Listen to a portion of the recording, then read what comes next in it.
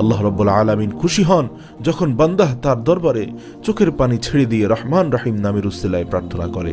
শেষ রাতে উঠে তাহাজ্জুদের নামাজের পরে যখন একা একা মুনাজাতে হাত তুলবেন, এভাবে আল্লাহ রাব্বুল আলামিনের কাছে দোয়া করবেন।